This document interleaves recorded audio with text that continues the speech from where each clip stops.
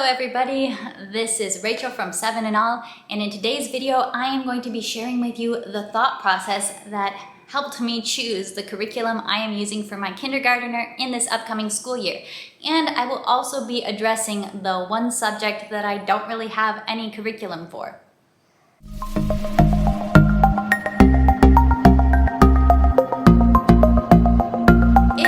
Wanted more of a short, quick, and to the point curriculum choices video, I will link to my kindergarten curriculum choices down below.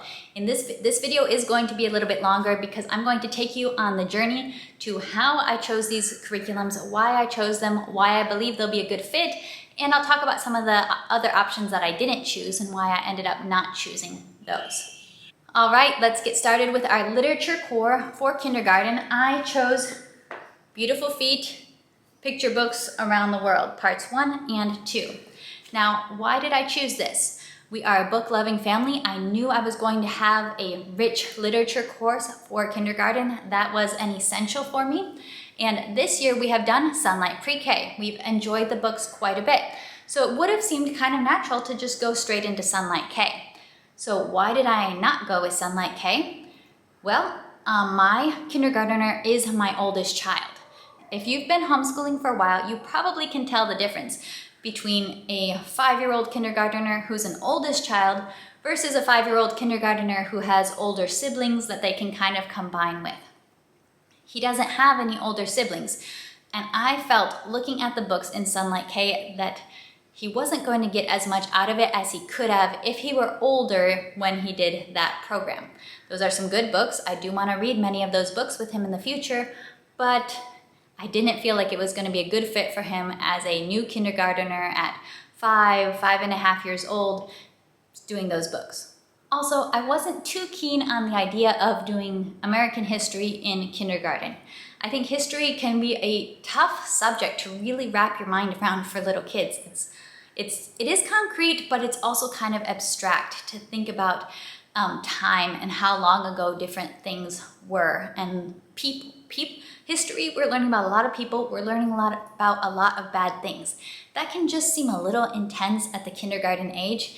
So I decided I actually didn't want to do US history in kindergarten at all.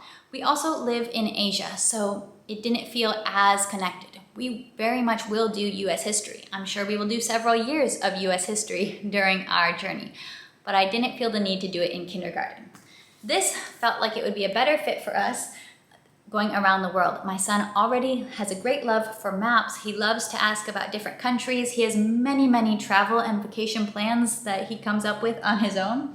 We'll see if we ever actually get to go on those. I try to talk to him about practicals like money. But he loves the idea of traveling. He loves maps. He loves airplanes. And I thought that this would be a better fit for the adventure of learning about countries all around the world and getting to point out different countries on a map. I also love that it was focused on picture books. So when I didn't really feel like he was totally ready for a chapter book read aloud, we don't have to do chapter book read alouds yet. We can do longer, more advanced picture books through this curriculum. Also, the curriculum starts in Asia, and that's where we live. So it has countries that are very nearby. Even some countries we could potentially visit on a vacation field trip if we wanted to. So I felt like this would be a better fit. For that reason, I'm very excited to do it, and I am planning to add on some of my own activities and knowledge. The first countries we start off with are China. I used to live in China, and I do speak Mandarin Chinese. So that's one country that I feel like, whoa, we can go totally overboard on. I studied Asian history in college.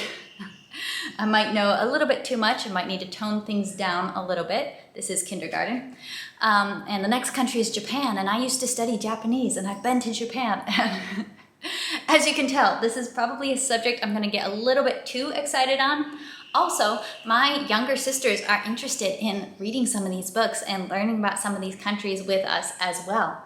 So it's going to be something that could maybe span an age gap. Not that this will be one of their official subjects, because they are much older. It won't be an official subject, but it's something we can tie into group family movie nights or group craft days, because we often do end up doing a lot of our crafts together. So that will be our main literature spine. I'm really excited about my plan. That will be our main literature spine, and those are the reasons why I went with that instead of Sunlight K. Next, for reading instruction, we've gone with All About Reading. He's already started level 1 during pre-K. Probably at some point in kindergarten, we will move into level 2. I purchased both level 1 and level 2 when we were in the States. The reason that I chose this curriculum was because I do believe that systematic phonics instruction is very important and that many kids really do benefit from having very systematic phonics instruction. I also did not want to really focus on language arts as a whole during the early kindergarten phase when you're still just trying to manage learning to read. We get a lot of literature, so we get a lot of stories, but I didn't feel any need to start throwing in spelling or start throwing in more punctuation things. All About Reading does do a little bit of saying, hey, notice this exclamation point, or hey, let's do some comprehension questions with the stories that we read. So it's not totally ignored, but the main focus is phonics. It also does not include any writing at this stage. So that's why I do feel like it is a good fit for the younger child who is learning to read versus some of the other language arts / phonics programs that incorporate more subjects.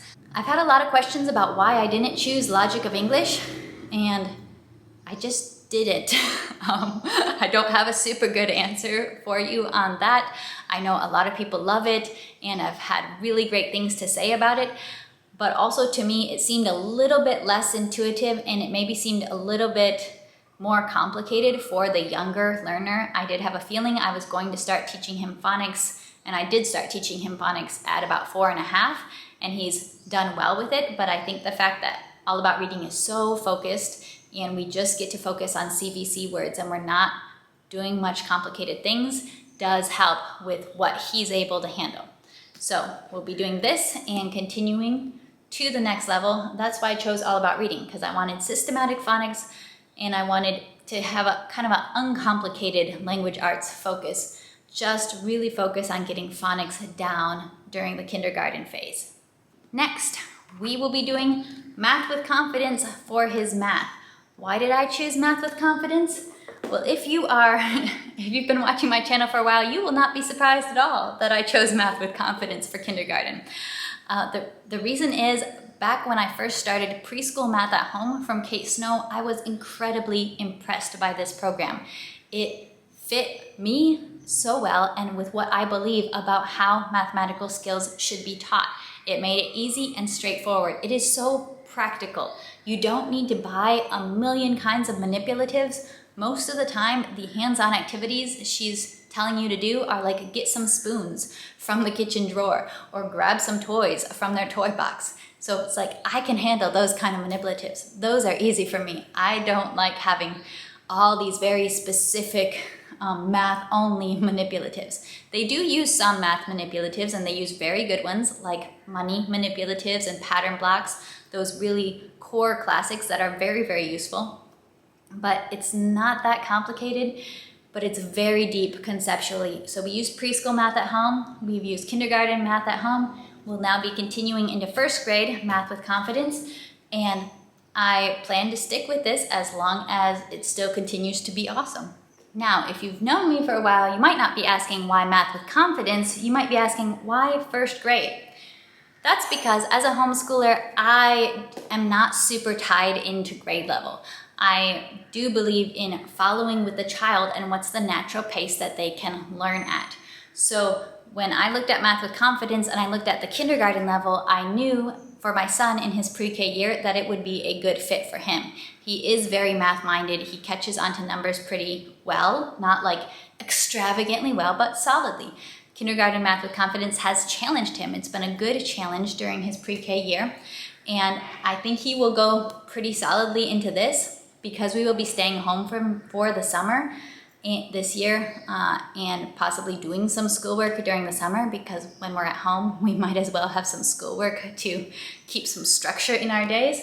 I might take a break from Math with Confidence and do maybe just review and do some of the drills for addition to practice, because I don't want him to race through this too fast. I want to give time for these concepts to settle in. I want to give him time to get a little bit older. So that's one of my plans on how to slow this down.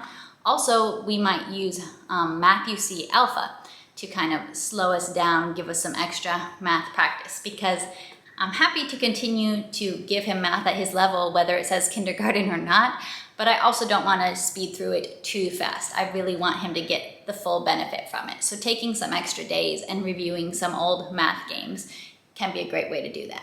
Next subject, Sunlight Science K. Why did I choose Sunlight Science? Now, I have to say, I feel like science can be one of the hardest subjects to make a choice in for homeschool. Let me know in the comments if you have felt kind of the same way. It can be a little bit difficult, especially in the early elementary years. We've already done 2 programs that were just really nature study focused for our science during preschool pre-K. We did Gentle and Classical Nature Volumes 1 and 2, and they were absolutely fantastic. We absolutely loved them. But I also knew for science for kindergarten that I was hoping for something that would get a little bit beyond just purely animals, because that's pretty much what we've studied the whole time in preschool, and he does know a fair bit about animals for a going into kindergartner. So I was hoping for a science that would include a little bit more on the physical science kind of side, or weather science, different beyond just animal and plants, nature study type of science. So I knew I wanted something a little bit different, and I have heard excellent reviews of Sunlight Science from Angie at Science Mama. You could check out some of her videos because she's used several levels of Sunlight Science at this point. I will say this was one of my more iffy picks, and I'm not sure yet if I will want to continue this for the next couple years of early elementary or not. There is a lot that I really like about this program, but it is also expensive. So those are really practical things to weigh. You want a curriculum that you like and that you think is really teaching your kids and is effective, but also you have limited funds. So you have to figure out where to find that happy medium. So I bought Sunlight Science K. It includes multiple elements. It includes books that you read, so different kinds of nonfiction science books. This is just a few of them. There's even more. But lots of great books to read. It includes worksheets, which that was one of the elements that really drew me toward Sunlight Science. I wanted something that both included literature and good books to read, but also included worksheets for actually applying the knowledge in a kind of a more traditional way. I do think that that can be very helpful in science. And it also includes experiments. Now, I will say growing up, I was much more the read about the experiment rather than do the experiment type. So this is one of the areas where I want to wait and see how well this goes for us, especially with being overseas and sometimes having challenges in finding supplies for experiments or having experiments work quite right because our climate is so different from a temperate climate. And our plants and like just what's accessible to us is very different. I think this is a great book. It's much more than just the step-by-step instructions for the experiments, although they do have that, but they have information and the concepts being taught about the experiment. They've got cool pictures. They have applications for the things that are learned.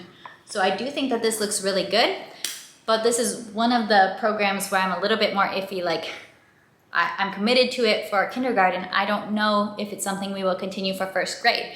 We're gonna have to see how easy it is to apply in my context and see if I feel like it's worth the price.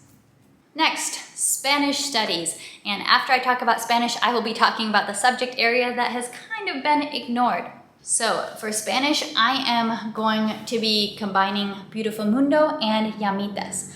I chose these 2 curriculums out of the different homeschool Spanish curriculums that are offered because I feel like they fit our situation the best. My husband is a native Spanish speaker and is also a Spanish teacher. I am on a journey of learning Spanish, and we have spoken in Spanish, not fully, but we've always spoken in Spanish relatively consistently to our kids when they were babies. Now that they're getting older, they ask more complicated questions. I don't find it as easy to speak to them in Spanish. Now that they're talking about bigger ideas, I feel like I need more English to communicate those bigger ideas that are more complex than just, it's time for bed, it's time for dinner. More of the baby toddler talk. Preschool level does stump me a little bit, but Beautiful Mundo and Llamitas both seemed to kind of fit our situation where we have a significant amount of Spanish background, but I, as the primary homeschooling parent, am not super strong in Spanish. I'm not very confident in Spanish, and especially at giving detailed instructions in Spanish. So Llamitas focuses more on academic Spanish. You do some math in here, you do phonics in here, following instructions to complete worksheets and activities. We do art studies. There are also readers that go with the program, and they're starting to learn how to read and decode words in Spanish. So mi familia, las figuras, so we're learning the names of shapes, que dicen las mascotas, and what size is the dog, de qué tamaño es el perro. So different topics are being covered in their different readers. I like that, and getting some of that academics for my son in Llamitas. We will be going slowly through this program. I'm trying, my reason for continuing to use this starting in late pre-K and continuing to use it through kindergarten is that I want to milk this, get all the learning out of it that I can get. You know, we can repeat some lessons after a while. We could go through lessons again. I could reprint them. We could read the readers again and just really work on growing our Spanish skills, but at that early kindergarten level.